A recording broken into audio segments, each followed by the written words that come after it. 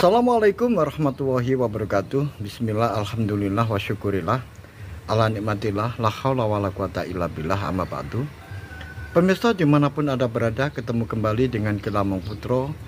Salam budaya warisan Nusantara. Pemirsa, saya akan melanjutkan keterangan-keterangan saya tentang Menak Jinggo, Pangeran Mojopahit yang dikuyo-kuyo. Pemirsa, di kesempatan yang lalu dijelaskan bahwa setelah kejadian yaitu penyanderaan Wikramawardhana oleh Senopati Dipomanguri atas dasar perintah dari Dyah Kusumawardhani, yang mana untuk menekan kepada bibinya agar mengaku di mana keberadaan dari suaminya, yaitu Raden Noropatio. Tetapi walaupun ditekan sekeras apapun, bahkan leher dari Raden Wikramawardhana sudah digoreskan pisau tajam dari Senopati Dipomanguri, tetapi tetap saja bibinya, yaitu Dyah Nirtaja Rajasa Dwiteswari, tidak mengakui apa-apa karena memang dia tidak tahu. Oleh sebab itu, sampai menyerah, dirinya ambruk di lantai karena benar-benar dia tidak tahu apa yang dituduhkan, yaitu menyandra suaminya, yaitu Raden Noropatio. Dia benar-benar tidak merasa menyuruh orang atau menyandra. Oleh sebab itu, Dyah Nirtaja Dwiteswari ambyuk, roboh, lemas ke lantai. Demikian juga Dyah Kusumawardhani juga terhuyung-huyung, mau ambruk di lantai. Akhirnya semuanya dilepaskan oleh Senopati Dipomanguri. Kemudian Dyah Kusumawardhani jangan sampai terjatuh ke lantai, maka dipapahnya Dyah Kusumawardhani kemudian dibopong menuju ke tempat pembaringan. Dia pingsan. Raden Wikramawardhana yang lehernya sudah tergores oleh pisau terus mengeluarkan darah, tetapi hanya kulitnya. Kemudian setelah semuanya dalam keadaan baik, Dyah Nirtaja Dwiteswari juga sudah baik setelah mendapatkan air putih yang disuguhkan Singowardono, yaitu suaminya, sudah terduduk dan sudah dalam keadaan normal. Dan tinggal Kusumawardhani yang masih tergeletak di pembaringan, dan kemudian berdatangan Dyah Wiyat Rojodewi yang diiringi oleh anak sulungnya, yaitu Dyah Madudewi dan suaminya Raden Metaun. Kemudian disusul Dyah Nirtaja Rajasa Dwi Tendudewi, yaitu adik dari Dwiteswari, didampingi oleh Raden Larang, suaminya, datang bersama-sama. Kemudian semuanya tertuju kepada Kusumawardhani yang masih dalam keadaan pingsan. Pemirsa dimanapun Anda berada, semuanya dalam keadaan prihatin. Kemudian diperintahkan oleh Singowardono untuk memanggil, yaitu Empu Tanding, agar semuanya dalam keadaan selesai. Mungkin Empu Tanding yang mengetahui keberadaan dari Noropadyu. Tetapi oleh Raden Larang dikatakan, "Dimas, aku datang ke sini, tadi saya mendapatkan kabar jika Warido Mantri Empu Tanding dijebloskan di penjara oleh Rakrian Mantri Mukya Gajah Anggon. Entah apa kesalahannya. Kemudian Laksamana Nala juga pergi, tidak ada di kota raja. Dia menyebarkan prajurit-prajurit untuk mencari keberadaan dari Raden Noropadyu. Jadi tidak mungkin mendatangkan dua orang itu ke sini. Dua orang itu tidak bisa datang ke sini, karena yang satu dijebloskan ke penjara dan yang satu berada di luar kota untuk mengendalikan prajurit-prajurit mencari keberadaan dari Noropadyu. Terus bagaimana ini? Pemirsa dimanapun Anda berada, semua pembicaraan itu didengar oleh Kusumawardhani, karena Kusumawardhani sudah sadar, tetapi dia pura-pura masih pingsan. Setelah semuanya sudah selesai berbicara, kemudian Kusumawardhani mulai menggeliatkan tubuhnya, menunjukkan bahwa dirinya sudah sadar. Dan setelah itu dia duduk, kemudian diberikan minum air putih oleh neneknya, yaitu Dyahwiyat Rojodewi. Tetapi Kusumawardhani langsung yang ditanyakan adalah suaminya. "Di mana suamiku? Di mana suamiku? Kembalikan kepadaku." Neneknya, "Bersabarlah, bersabarlah cucuku, bersabarlah." "Aku tidak bisa sabar, aku tidak bisa sabar, aku harus mencari suamiku." Langsung dia berdiri dan langsung dia berusaha untuk keluar.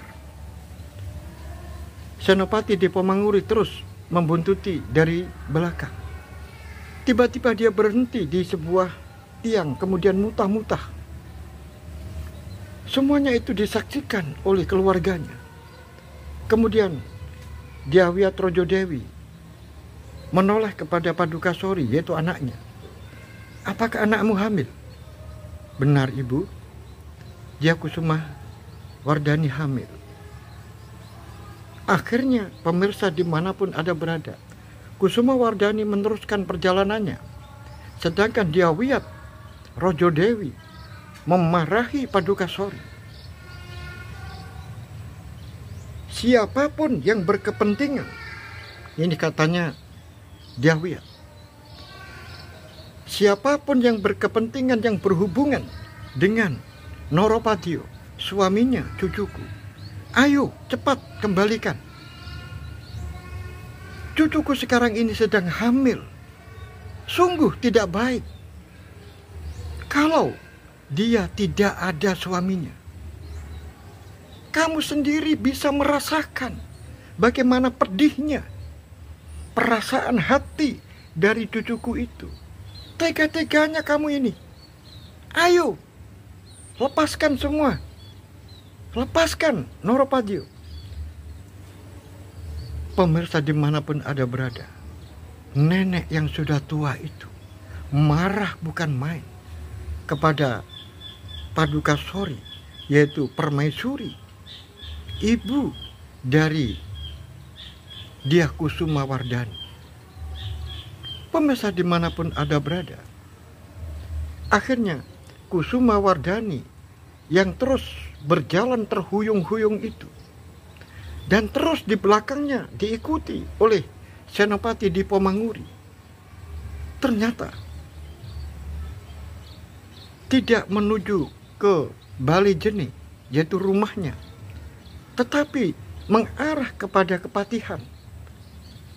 Dia menuju ke Kepatihan, tetapi di tengah-tengah perjalanan belum sampai di Kepatihan sudah bertemu dengan Gajah Anggon. Kemudian menanyakan tentang suaminya. Tetapi Gajah Anggon masih menggelengkan kepala dan diperintahkan untuk bersabar karena masih dalam proses pencarian, dan disarankan untuk pulang, untuk beristirahat. Pemirsa dimanapun Anda berada, akhirnya Dyah Kusumawardhani pulang menuju ke rumahnya, yaitu Bali Jeni. Pemirsa dimanapun Anda berada, sesampai di rumah, belum sampai menjenguk ayahnya dan belum sampai ke kamarnya, Dyah Kusumawardhani duduk, dan kemudian Senopati Dipomanguri berpamitan untuk meninggalkan Dyah Kusumawardhani, kemudian dipersilakan.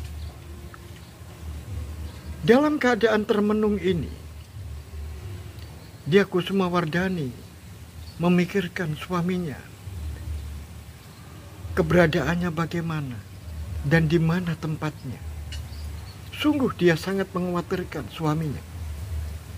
Tiba-tiba ada ketukan pintu, kemudian mengatakan dari luar, "Kakang Mbok, saya hadir, Wirobumi." Kemudian diperintahkan untuk masuk. Buka pintunya, masuklah. Kemudian masuklah Raden Wirobumi dan langsung bersimpuh di hadapan Kang Mboknya, yaitu Dyah Kusumawardhani. "Bagaimana keadaan Kakang Mbok? Sehat?" "Iya, adikku." "Bagaimana kabarnya? Bagaimana keadaannya?" "Kang Mbok, aku mau melaporkan tentang perkembangan yang sudah ada terjadi. Yang pertama, Kakang Mbok, Werjo Mantri Empu Tanding ditangkap oleh Paman Gajah Anggon dan kemudian dijebloskan ke penjara. Kemudian Kakang Mbok, aku mohon maaf, saat itu Kakang Mbok memberikan kewenangan kepada saya untuk mengambil alih pemerintahan. Tetapi Kakang Mbok, setelah aku berpikir sejenak, maka aku lebih memilih untuk mengembalikan pemerintahan itu kepada Ponco Eri, yaitu kepada Paman Gajah Anggon, agar mengambil tindakan-tindakan seperlunya atas nama Kang Mbok Dyah Kusumawardhani. Kemudian yang ketiga, Kakang Mbok, aku bersama dengan Laksamana Nolo diperintahkan oleh Rakrian Mantri Mukya Gajah Anggon untuk menyebar seluruh prajurit, bahkan memberikan imbalan siapapun orangnya yang bisa menunjukkan keberadaan dari Raden Noropadyo akan diberikan imbalan. Kemudian Kakang Mbok,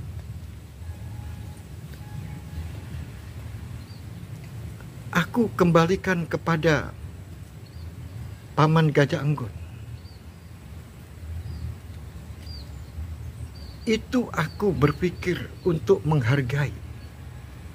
Jangan sampai Paman Nolo dan Paman Gajah Anggon merasa tersinggung. Oleh sebab itu, aku kembalikan kepada beliau. Tetapi aku juga mengawasi apakah yang akan dilakukan oleh Paman Gajah Anggon. Dyah Kusumawardhani yang mendapatkan laporan itu hanya tertunduk diam. Kemudian dia menoleh, "Adimas, hamba Kakang Mbok, aku bertanya kepadamu. Aku sudah memberikan kewenangan, melimpahkan delegasi, mendelegasikan kekuasaan itu kepada kamu. Mengapa kamu kembalikan kepada Gajah Anggon lagi? Mengapa kamu mengurungkan niatmu untuk mengambil alih pemerintahan ini? Raden Wirobumi tersenyum, kemudian berkata, Kakang Mbok, pada dasarnya aku memang tidak mau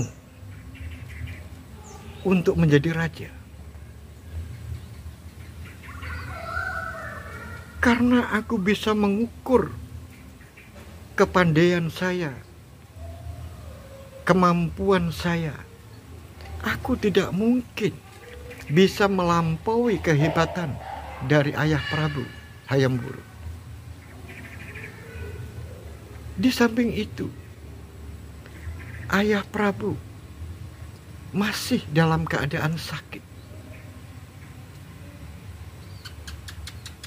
Oleh sebab itu, sungguh aku sangat khawatir apabila terjadi kesalahpahaman di antara mereka-mereka yang berkepentingan, yaitu terutama Paman Gajah Enggon dan Paman Nolo. Aku sangat khawatir kalau dua orang ini tersinggung. Oleh sebab itu, aku kembalikan kepada Poncori. Aku kembalikan kepada Paman Gajah Enggon untuk memegang pemerintahan itu. Dan selebihnya, Kakang Mbok, memang aku tidak menginginkan perang saudara. Aku tidak mau mengorbankan prajurit-prajurit itu. Biarkan Paman Gajah Enggon yang mengurus ini semuanya. Dan aku menyaksikan apakah benar Paman Gajah Enggon ini bersungguh-sungguh. Tetapi kalau memang setelah diberikan kewenangan ini ternyata hanya berpura-pura dan main-main, mempermainkan kita, sungguh aku tidak akan memberikan ampun. Oh, begitu, Adimas. Benar, Kakang Mbok. Adimas, maukah kamu menolong aku? Kakang Mbok, bilang saja. Kakang Mbok mau apa? Seandainya Kakang Mbok ini memerintahkan aku untuk mendaki gunung Semeru, maka aku akan mendaki. Aku tidak peduli Kakang Mbok memerintahkan aku untuk menyelam ke dasar lautan, maka aku akan menyelami dasar lautan itu. Oleh sebab itu, Kakang Mbok, katakan saja apa yang Kakang Mbok perintahkan kepada saya. Begini, Adimas, di saat-saat seperti ini, hatiku sungguh sangat sedih. Aku butuh orang yang mendampingi aku, yang mengasihi aku, yang memberikan nasihat aku, orang yang menghiburku. Oleh sebab itu, bisakah mertuaku kamu datangkan ke Balai Jeni ini? Oh, baiklah, baiklah Kakang Mbok. Saya akan mendatangkan, saya akan menuju ke tempat mertua dari Kakang Mbok. Pasti akan saya bawa ke sini. Dan sekarang saya mohon pamit untuk menjemput mertua Kakang Mbok. Jangan. Aku tidak boleh. Kamu tidak boleh pergi. Kamu cukup memerintahkan anak buahmu untuk menjemput mertuaku agar dibawa ke sini. Jangan kamu. Mengapa? Kamu adalah orang yang juga masuk di dalam incaran-incaran orang-orang itu. Nyawamu juga akan diancam oleh kelompok orang-orang tertentu. Jadi kamu jangan keluar. Kamu tidak boleh keluar dari kota raja ini. Baiklah, kalau begitu aku akan memerintahkan anak buah saya Aku mohon izin, Kakang Bo, silakan. Pemirsa dimanapun Anda berada, saat Raden Wirobumi melangkahkan kakinya belum sampai pintu, maka sudah ada suara ketukan pintu. Dan setelah dibuka oleh Raden Wirobumi, ternyata yang datang adalah Rakrian Mantri Mukya Gajah Enggon. Akhirnya dipersilakan masuk dan Raden Wirobumi tidak jadi pergi, menemani Gajah Enggon yang sedang bertamu di rumah, yaitu dia Kusumawardhani di Balijeni. Kemudian menanyakan tentang keadaannya. Bagaimana Gusti Putri? Apakah Gusti Putri sehat? Iya, Paman. Memang kondisi saya kurang begitu fit. Badanku terasa lemas. Hanya itu saja, tidak ada yang lain. Kemudian bagaimana, Paman? Apakah sudah ada perkembangan?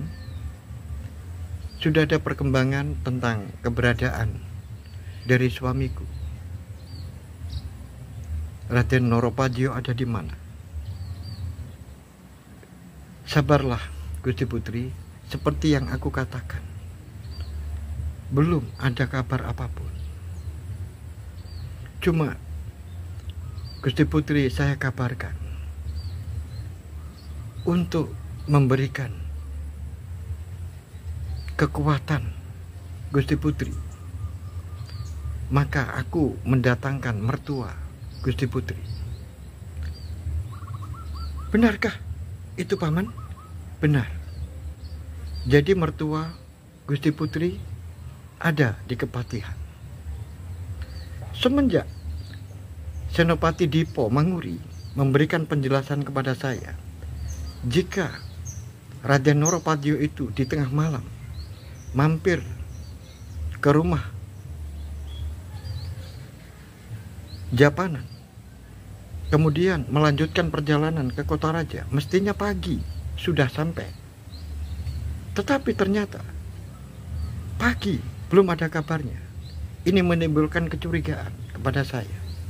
Akhirnya saya memerintahkan kepada seseorang untuk menjemput mertua Gusti Putri, karena aku khawatir menjadi sasaran berikutnya. Saya selamatkan, saya boyong ke Kepatihan, tetapi semuanya saya rahasiakan, jangan sampai Gusti Putri sendiri tahu. Tetapi sekarang Gusti Putri saya beritahu. Oleh sebab itu, ini nanti mertua Gusti Putri akan saya datangkan ke sini. Baiklah, terima kasih Paman Patih. Aku mohon diri. Dan jika Raden Wirobumi ikut menjemput, maka saya persilakan. Pemirsa dimanapun Anda berada, akhirnya Gajah Enggon dan Raden Wirobumi yang sepertinya semuanya dalam keadaan kebetulan.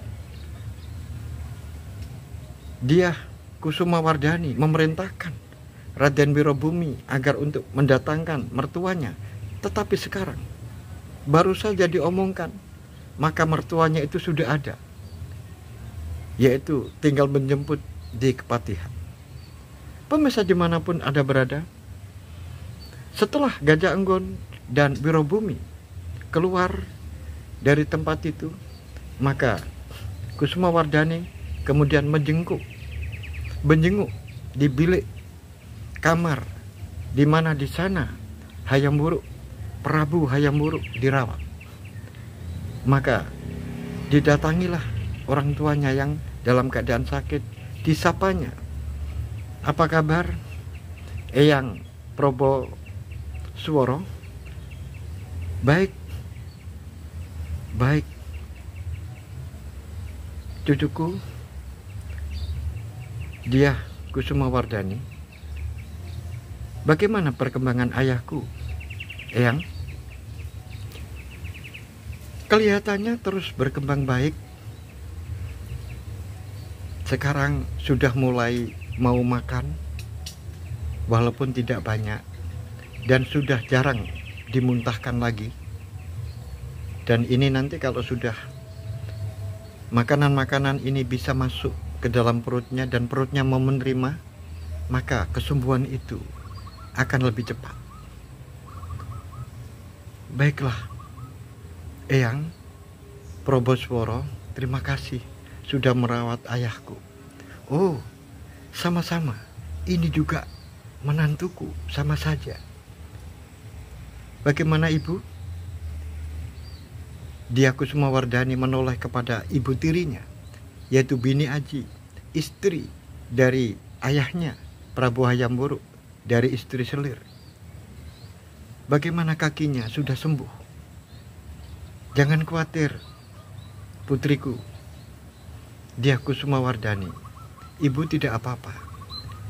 Syukur karena semuanya ini berkat pertolongan Sang Hyang Widi. Syukur kebetulan eyangmu ada di sini, sehingga semuanya bisa diatasi dengan cepat. Baiklah kalau begitu, Kanjeng Ibu dan Eyang Probosworo, saya mau istirahat. Silakan. Akhirnya Kusumawardhani keluar dari bilik itu, kemudian menuju ke biliknya. Setelah dia sampai di biliknya, belum membuka pintu, maka di sana muncul seseorang yang berpakaian seperti emban sambil memakai kerudung. Setelah itu disapanya oleh Kusumawardhani, "Wahai emban, kamu sedang apa di sini?" Setelah emban ini menoleh, alangkah terkejutnya Kusumawardhani, karena emban yang dihadapi itu adalah yaitu Rogoweni. Rogoweni yaitu emban yang diusir dari istana, yang dulu pernah diberikan keputusan dihukum mati, tetapi tiba-tiba sekarang ada di hadapannya. Oleh Kusumawardhani kemudian dibukakan pintu dan disuruh masuk. "Masuklah, Bibi, masuklah." Akhirnya masuk. Setelah masuk kamar, yaitu bilik dari Dyah Kusumawardhani, kemudian dikuncinya pintu itu oleh emban Rogoweni. Kemudian Rogoweni bertanya, "Bagaimana kabarmu, Kusumawardhani?"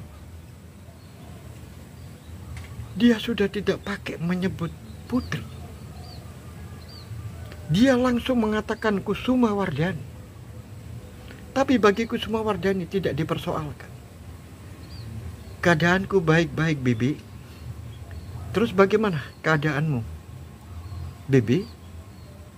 Sampai bisa di sini bagaimana ceritanya?" "Oh, ceritanya panjang. Ceritanya panjang. Aku terlunta-lunta di sana. Ini semuanya karena ulah ayahmu yang tolol itu. Aku ini adalah emban yang sejak kecil bersama-sama dengan ibumu. Aku merasa berhutang budi kepada ibumu. Aku tidak punya siapa-siapa kecuali ibumu. Dan aku sudah bersumpah sejak dulu. Aku selalu bersama dengan ibumu. Bahkan nyawaku ini aku serahkan untuk ibumu. Sehingga diperintah apa saja oleh ibumu, aku akan melaksanakan. Siapa yang membenci ibumu adalah sama dengan membenci aku. Tetapi bagaimana sikap ayahmu yang tolol itu? Katanya tidak mencintai ibumu. Benarkah itu? Pikir, kalau tidak mencintai ibumu Padukasori, Sri Sudewi, mungkinkah bisa melahirkan kamu? ngomong ke sana kemari kalau dia tidak mencintai ibumu. Itu omong apa? Itu semuanya karena pengaruh dari bini Aji itu, istri selir itu. Oleh sebab itu, apa saja yang aku diperintahkan oleh ibumu, pasti aku akan melaksanakan. Dan aku akan mengusahakan. Walaupun aku ini emban, Kusumawardhani, ingatlah bahwa aku ini punya banyak jaringan. Aku punya banyak jaringan di sana, di luar sana. Kalau hanya ingin mengirimkan ular, itu tidak sulit buat saya. Kalau hanya ingin menyekap seseorang, menyandera seseorang, itu tidak sulit buat saya. Betapa terkejutnya Kusumawardhani. Jadi, bibi yang melakukan ini semuanya. Apakah kamu tidak percaya? Aku punya kemampuan, walaupun aku hanya seorang emban. Apakah kamu sudah kangen dengan suamimu? Bibi, di mana suamiku? Nanti dulu. Nanti dulu kalau kamu ingin ketemu dengan suamimu.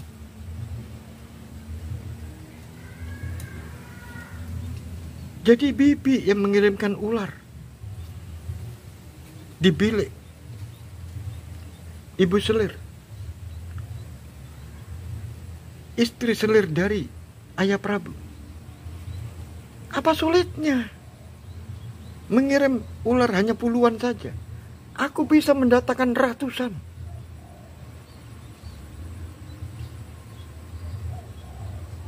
Apa sulitnya hanya menyekap satu orang saja? Berapa kekuatannya Noropadio? Tidak bisa menyamai kekuatan saya, walaupun saya ini seorang emban. Bibi, kembalikan suamiku. Kembalikan suamiku. Bibi harus ingat ya, bibi dulu dihukum mati oleh ayah. Bibi tahu siapa yang menyelamatkan bibi dari kematian itu adalah aku. Saat itu Ayah Prabu memberikan satu kesempatan permintaan. Minta apa saja akan dituruti. Maka aku tidak memilih harta, tidak memilih rumah, tidak ingin dibangunkan istana. Tetapi aku memilih untuk membebaskan bibi dari hukuman mati. Ayo bibi, ingatlah itu. Lepaskan suamiku.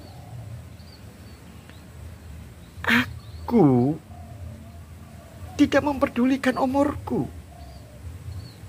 Aku mati sekarang, besok, atau kapan saja, tidak menjadi soal. Jadi aku tidak pernah hutang budi kepadamu. Andaikan aku tidak kamu usulkan untuk dibebaskan dari hukuman mati, aku tidak apa-apa. Umurku ini apa?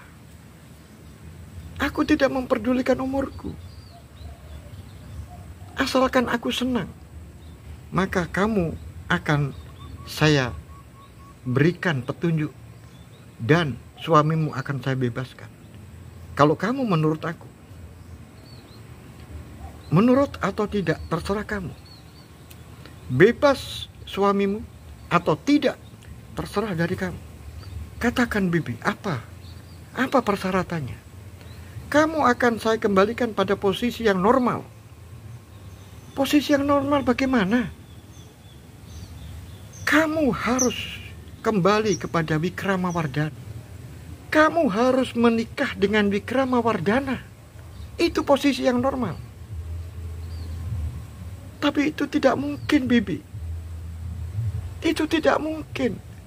Mana mungkin aku bisa menikah dengan Wikramawardhana? Sedangkan aku sudah menikah dengan Noropadio. Pemirsa dimanapun Anda berada, setelah dia bilang seperti itu, kemudian dia mutah-mutah. Akhirnya Rogoweni kaget. Dipegangnya kepala dari dia, Kusumawardhani, dipijiti seperti dulu. Kamu kenapa? Kamu kenapa? Duh, berarti kamu ini hamil. Benar Bibi, aku hamil. Rogoweni sebagai seorang wanita sudah mulai berpikir. Jatuh juga ibanya kepada Kusumawardhani.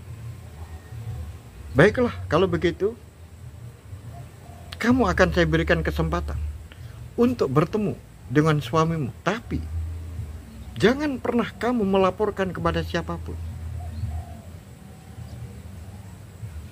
Kalau kamu melaporkan kepada siapapun, aku akan nekat. Karena nyawaku ini tidak apa-apa. Suamimu akan saya bunuh dan aku akan bunuh diri. Paham itu? Baiklah Bibi, baiklah. Aku akan nurut. Pemirsa dimanapun Anda berada. Kemudian, dia, Kusumawardhani, dalam keadaan yang serba sulit. Besok kita akan ketemu lagi. Tapi ingat, rahasia ini harus kamu jaga. Jangan sampai ada orang yang tahu. Jangan sampai kamu melaporkan kalau aku ada di istana. Baiklah, Bibi, baiklah. Kemudian Emban Rogoweni ini kemudian menutup pintu pelan-pelan dan kabur. Pemirsa dimanapun Anda berada, bagaimanakah kelanjutan cerita ini? Apakah Raden Noropadio benar-benar disandra oleh Rogoweni? Atau hanya merupakan permainan kata-kata belaka untuk mengacaukan keadaan? Pemirsa dimanapun Anda berada, ikuti terus cerita ini hingga akhir. Sampai di sini akhirul kalam. Billahi taufiq wal hidayah, waridha wal inayah. Assalamualaikum warahmatullahi wabarakatuh. Salam budaya warisan Nusantara.